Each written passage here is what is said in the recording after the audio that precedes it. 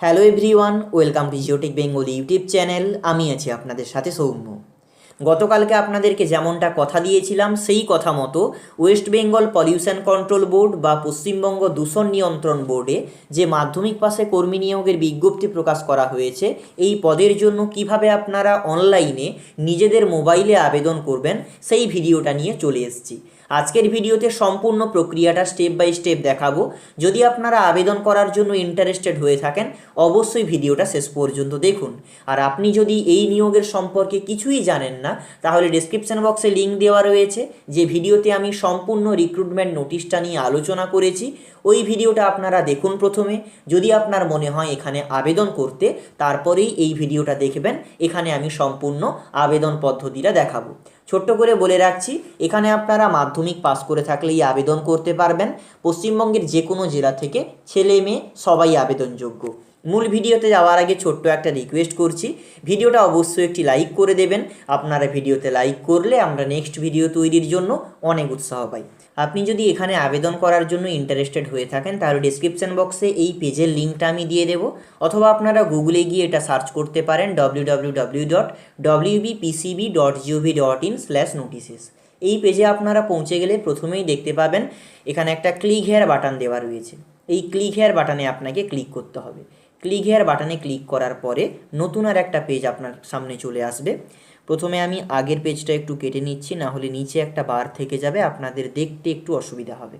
দেখুন, West Bengal pollution control board, এখানে আপনাদের আবেদন শুরু হয়েছে 10 ডিসেম্বর 2020 তারিখ থেকে এবং লাস্ট ডেট 31 ডিসেম্বর 2020। এই পেজে এলে প্রথমে আপনাদেরকে রেজিস্টার করতে হবে। রেজিস্ট্রেশন প্রক্রিয়া সম্পন্ন হলে আপনার মোবাইল নম্বর অথবা ইমেল আইডিতে বা দু জায়গাতেই একটা রেজিস্ট্রেশন নম্বর এবং পাসওয়ার্ড আসবে। সেটা দিয়ে আপনাদেরকে এই বাটনে ক্লিক করে লগ ইন করে আবেদন করতে হবে। প্রথমে রেজিস্ট্রেশন বাটনে আপনাদেরকে ক্লিক করতে হবে রেজিস্টারের জন্য। আচ্ছা, এখানে আপনাদের রেজিস্টার করতে হবে। প্রথমে দেখুন পোস্ট অ্যাপ্লাইড ফর, আপনি কোন পদের জন্য আবেদন করবেন। এখানে অনেকগুলো পোস্ট রয়েছে: assistant environmental engineer, junior environmental engineer, environmental analyst, senior accounts clerk, laboratory assistant, junior environmental assistant, এই সমস্ত পোস্ট। যদি আপনারা গতকালকের ভিডিওটা দেখে থাকেন তাহলে বুঝতে পারবেন কোন পোস্টের জন্য কি কি যোগ্যতা রয়েছে। এখানে আমি আলাদা করে বলছি না। তবুও বলে রাখছি, যারা মাধ্যমিক পাসের উপরে আবেদন করতে চান তারা অ্যাকাউন্টস ক্লার্কে আবেদন করতে পারেন অথবা জুনিয়র এনভায়রনমেন্টাল অ্যাসিস্ট্যান্ট পদে আবেদন করতে পারেন। কারণ এই দুটো পদে আবেদন করার জন্য আপনার এক্সট্রা কোনো কোয়ালিফিকেশান লাগবে না বা এক্সপিরিয়েন্স লাগবে না, শুধুমাত্র মাধ্যমিক পাস করে থাকলেই আবেদন করতে পারবেন। এখান থেকে আমি অ্যাকাউন্টস ক্লার্ক সিলেক্ট করে নিচ্ছি। নেক্সট দেখুন ক্যান্ডিডেটস ফুল নেম, আবেদনকারীর পুরো নাম এখানে লিখতে হবে। তারপরে দেখুন এখানে বাবার নাম, এখানে মায়ের নাম, নিচে রয়েছে জেন্ডার আপনারা সিলেক্ট করে নেবেন, মেল ফিমেল আদার। ম্যারিটাল স্ট্যাটাস, ম্যারিড অথবা সিঙ্গেল। নেক্সট রয়েছে ন্যাশনালিটি, আপনারা সিটিজেন অফ ইন্ডিয়া সিলেক্ট করে নেবেন। নেক্সট দেখুন are you domicile of West Bengal, এখানে ইয়েস অথবা নো। যদি আপনি পশ্চিমবঙ্গের বাসিন্দা হয়ে থাকেন তাহলে ইয়েসে ক্লিক করবেন অথবা নো।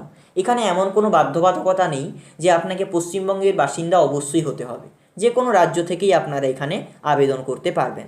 ক্যাটাগরি, এখান থেকে আপনার ক্যাটাগরি সিলেক্ট করবেন। জেনারেল ইসি অর্থাৎ এক্সেমটেড ক্যাটাগরি। অনেকেই জিজ্ঞাসা করেন যে ইসি বা এক্সেমটেড ক্যাটাগরি মানে কি, মানে ভূমিহীন। এর জন্য সার্টিফিকেটও আছে, যারা এক্সেমটেড ক্যাটাগরি বা ইসি তারা জানেন, তারা ওটা সিলেক্ট করবেন। ওকে, এখানে যা যা দেওয়া রয়েছে সিলেক্ট করে নেবেন। এবারে দেখুন হোয়েদার এক্স সার্ভিসম্যান, আপনি যদি এক্স সার্ভিসম্যান হয়ে থাকেন তাহলে ইয়েস করবেন অথবা নো করবেন। Are you presently working with WBPCB, অর্থাৎ আপনি কি এই মুহূর্তে ওয়েস্ট বেঙ্গল পলিউশন কন্ট্রোল বোর্ডে চাকরি করেন? অবশ্যই না, করেন না। যদি করে থাকেন ইয়েস হবে, না হলে নো হবে। বোঝা গেল? এখানে দেখুন তারপরে ডেট অফ বার্থ দিতে হবে, এবং ডেট অফ বার্থটা এখানে দিলে আপনার 1 নভেম্বর 2020 তারিখের হিসেবে বয়সটা এখানে অটোমেটিক লেখা হয়ে যাবে। তারপরে দেখুন ইমেল অ্যাড্রেস দেবেন। ইমেল আইডি অবশ্যই সঠিক ইমেল আইডি দেবেন। তারপরে কনফার্ম ইমেল আইডি করবেন, মানে সেই সেম ইমেল আইডিটা নিচে দেবেন। মোবাইল নম্বর এখানে দেবেন। তারপরে দেখুন এখানে একটা ক্যাপচা দিতে বলা হচ্ছে, এখানে যেই সংখ্যাটা দেওয়া রয়েছে এখানে আপনারা সেইটা টাইপ করে দিয়ে, এই যে দেখুন এখানে একটা বক্স দেওয়া রয়েছে, এখানে ক্লিক করলে টিক চিহ্ন হয়ে যাবে। আমি দেখিয়ে দিচ্ছি, এই দেখুন ক্লিক করলে টিক চিহ্ন হয়ে গেল। দিয়ে আপনাদেরকে সাবমিট অ্যান্ড কন্টিনিউ বাটনে ক্লিক করতে হবে। আমি পুরো পেজটা ফিল আপ করে আপনাদেরকে দেখাচ্ছি।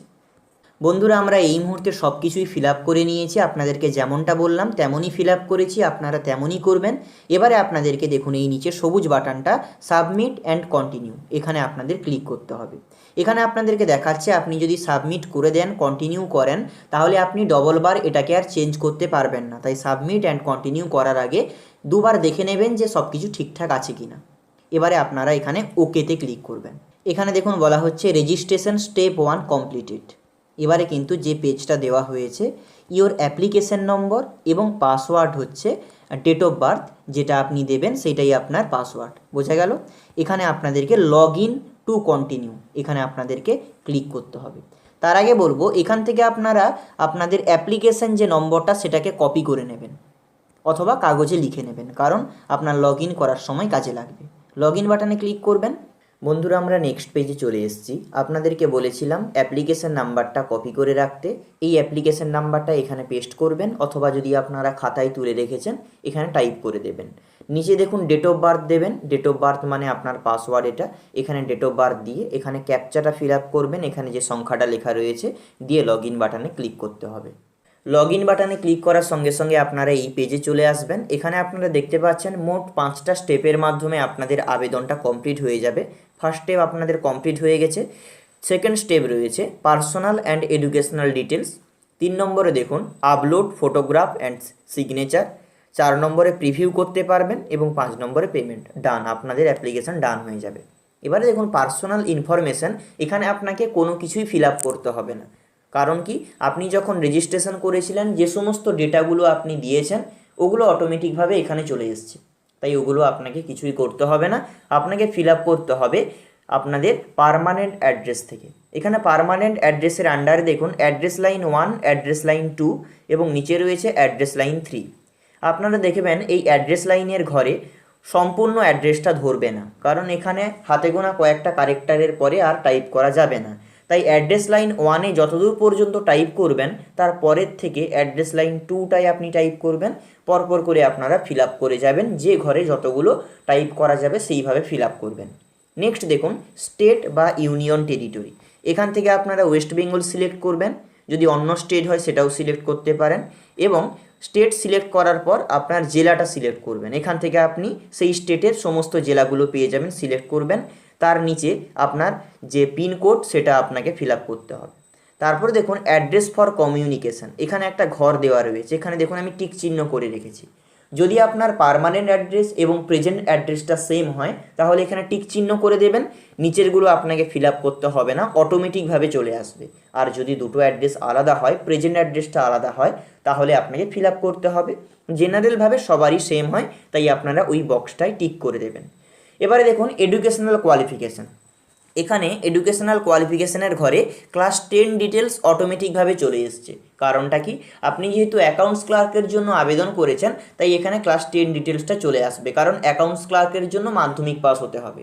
আপনি যে পদে আবেদন করবেন ওই পদের কোয়ালিফিকেশানটা এখানে চলে আসবে। বোঝা গেল? তাহলে এখানে দেখুন আপনাকে বোর্ডের নাম দিতে হবে, আপনি মাধ্যমিকটা কোন বোর্ড থেকে পাস করেছেন। আপনারা যদি West Bengal board of secondary এডুকেশনের আন্ডারে স্কুলগুলো থেকে পাস করে থাকেন তাহলে WBPCB এখানে আপনাকে লিখতে হবে। যদি অন্য কোনো বোর্ড থেকে পাস করে থাকেন তাহলে সেই বোর্ডের নামটা এখানে আপনাকে দিতে হবে। বোঝা গেল? এবারে দেখুন most important stream or subject.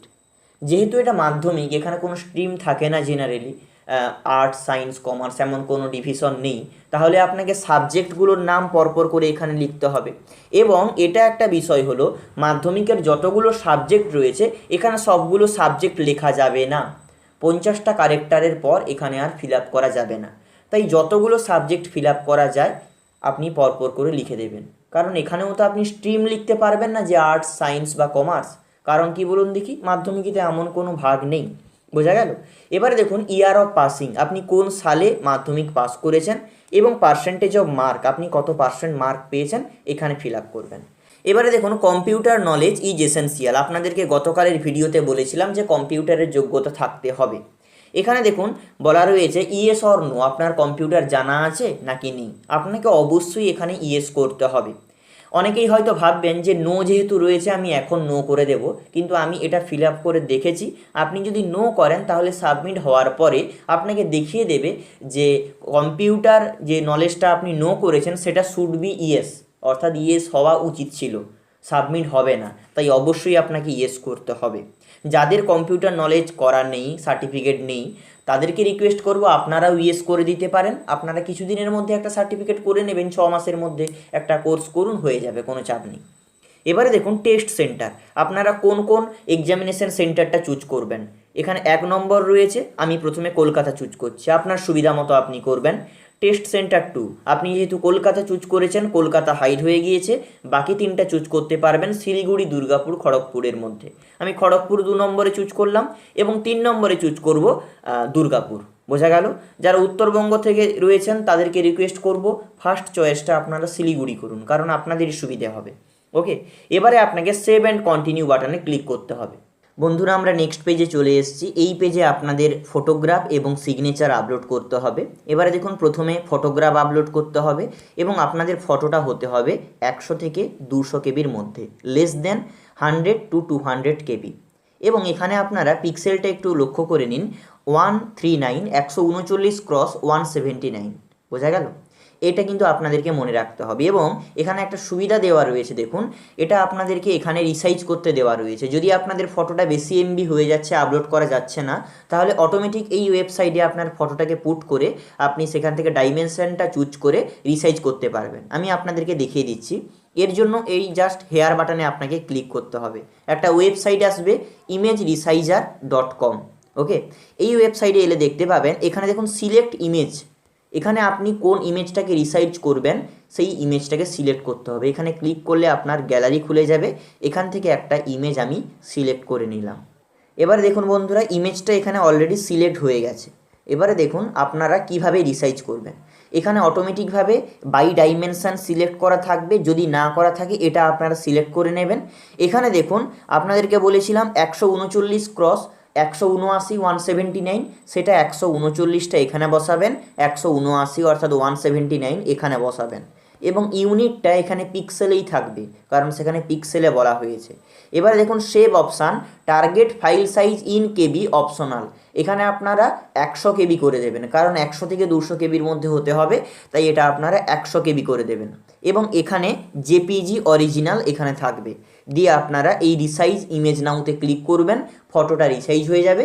Automatic যদি ডাউনলোড না হয় তাহলে আপনারা একবার ডাউনলোড করে নেবেন। বোঝাতে পারলাম? এভাবে আপনারা রিসাইজ করতে পারবেন। এই পেজটা আমি কেটে নিলাম। আমার অলরেডি ফটোটা রিসাইজ করা রয়েছে। এখান থেকে আমি চুজ ফাইলে ক্লিক করব এবং ফটোটাকে চুজ করে নেব। ফটো আমি চুজ করে নিয়েছি, এবারে আপলোডে আমাকে ক্লিক করতে হবে। এবারে দেখুন বন্ধুরা, এখানে দেখিয়ে দিয়েছে ফটোগ্রাফ আপলোডেড সাকসেসফুলি এবং টিক চিহ্ন হয়ে গেছে, ফটো আমার আপলোড করা হয়ে গেছে। এবারে দেখুন আপলোড সিগনেচার, এখানেও আপনাদেরকে বলা হচ্ছে সাইজটা হতে হবে 140x160 পিক্সেল এবং 100 থেকে 200 কেবির মধ্যে হতে হবে। এই সাইজে আমার করে দেওয়া রয়েছে, আপনারা সাইজটা রিসাইজ করে নিতে পারেন। ফটো এবং সিগনেচার সাকসেসফুলি আমি আপলোড করেছি। এবারে সেভ অ্যান্ড কন্টিনিউ বাটনে ক্লিক করব। এবারে দেখুন বন্ধুরা, আমরা প্রায় শেষ অপশানে চলে এসেছি। এখানে আমাদেরকে কিছু করতে হবে না, জাস্ট আমরা প্রিভিউ করতে পারবো। ঠিক আছে, আপনারা যেটা ফিল আপ করেছেন একবার দেখে নেবেন যে ঠিকঠাক এখানে ফিল আপ করা হয়েছে কি না। যদি আপনাদের কোনো জায়গায় ভুল মনে হয় তাহলে দেখুন এডিট অ্যাপ্লিকেশান, এই বাটনে ক্লিক করে আপনারা এডিট করতে পারবেন। যদি আপনার নাম, কোয়ালিফিকেশান যে কোনো জায়গায় ভুল হয়ে থাকে তাহলে এডিট করতে পারবেন এইবার। যদি আপনারা ফাইনাল সাবমিটে ক্লিক করেন, ফাইনাল সাবমিট হয়ে গেলে আর চেঞ্জ করতে পারবেন না। যদি আপনার ঠিক মনে হয়, ঠিক আছে, তাহলে আপনাকে এখানে ক্লিক করতে হবে, এই যে আই সার্টিফাই এই বক্সটাই আপনারা ক্লিক করে দেবেন। ঠিক আছে, এবারে আপনাদেরকে ফাইনাল সাবমিট করতে হবে। এবারে দেখুন বন্ধুরা, এখানে আপনাদেরকে পেমেন্ট করতে হবে। ক্লিক টু পে বাটন রয়েছে নিচে, তার আগে আপনাদেরকে এই বক্সটাই ক্লিক করে টিক মার্ক করে নিতে হবে। ওকে, আমি জেনারেল কাস্ট সিলেক্ট করেছি বলে, মানে যার যেটা কাস্ট হবে আপনারা সেটা সিলেক্ট করবেন। যদি আপনারা SC ST হয়ে থাকেন অথবা 40% বেশি প্রতিবন্ধী প্রার্থী হয়ে থাকেন তাহলে আপনাদের আবেদন ফি লাগবে না। শুধুমাত্র ওয়েস্ট বেঙ্গলের SC ST এবং 40% বেশি প্রতিবন্ধী। বাকি যারা রয়েছেন জেনারেল, OBC বা অন্যান্য স্টেটের ক্যান্ডিডেট, তাদের ক্ষেত্রে 300 টাকাই পেমেন্ট করতে হবে। এই ক্লিক হেয়ার টু পে বাটনে ক্লিক করতে হবে। এবার ওকে করে দেবেন। এখানে শুধুমাত্র আপনারা অনলাইনের মাধ্যমেই পেমেন্ট করতে পারবেন, কোনোরূপ ব্যাংক চালান বা অফলাইনের মাধ্যমে আপনারা পেমেন্ট করতে পারবেন না। মানে এখানে রেজার পে একটা মনে হচ্ছে পেমেন্ট মেথডটা লাগিয়েছে, এটা বিভিন্ন কলেজ ইউনিভার্সিটিতে এই ধরনের পেমেন্ট মেথড লাগানো থাকে। যাই হোক, আমার মনে হয় West Bengal pollution control board নতুন রিক্রুটমেন্ট প্রসেস করছে অনেক দিন বাদে, তার জন্য এরা ততটা প্রিপেয়ার্ড নয়, কারণ এর ধরনের আরও হাই পেমেন্ট মেথড লাগানো যায় বিভিন্ন ওয়েবসাইটের থাকে, যেমন ধরুন স্টাফ সিলেকশন কমিশন, তাদের নিজস্ব পেমেন্ট মেথড রয়েছে, বা পাবলিক সার্ভিস কমিশন। যাই হোক, সেই কথায় যাচ্ছি না। আপনারা যে কোনোভাবে পেমেন্ট করতে পারবেন, net banking, debit card, credit card, UPI, ওয়ালেটের মাধ্যমে পেমেন্ট করতে পারবেন। আপনাদেরকে রিকোয়েস্ট করব এই ওয়ালেট, ইউপিআই এগুলো একটু অ্যাভয়েড করুন। Debit card, credit card, net banking এগুলোর মাধ্যমে পেমেন্ট করুন, আপনার সুবিধা হবে। আপনি পেমেন্ট করবেন, পেমেন্ট সাকসেসফুল হলে আপনি সম্পূর্ণ আবেদনপত্র ডাউনলোড করতে পারবেন। ওই আবেদনপত্র আপনাকে কোথাও পাঠাতে হবে না, ওটা আপনি প্রিন্ট আউট করে একটা কপি কাছে রেখে দেবেন, এবং আগামী দিনে যখন আপনার অ্যাডমিট কার্ড প্রকাশিত হবে তখন আমাদের চ্যানেলে ভিডিও দিয়ে দেওয়া হবে। এর জন্য আমাদের টেলিগ্রাম চ্যানেলে আপনি যুক্ত হতে পারেন, সেখান থেকে সমস্ত আপডেটটা সবার প্রথমে পেয়ে যাবেন। আমি পেমেন্টটা পরে করে দেবো, এখন করলাম না, আপনারা পেমেন্ট করবেন, দিলেই আপনাদের মানে প্রিন্ট করার অপশান চলে আসবে। যদি এই ভিডিওটা আপনার একটু উপকারে লেগে থাকে অবশ্যই একটি লাইক করবেন। এই ভিডিওটা শুরু থেকে শেষ পর্যন্ত দেখার জন্য আপনাদের প্রত্যেককে ধন্যবাদ। সবাই ভালো থাকবেন, সুখে থাকবেন, শান্ত থাকবেন। জয় হিন্দ, বন্দে মাতরম।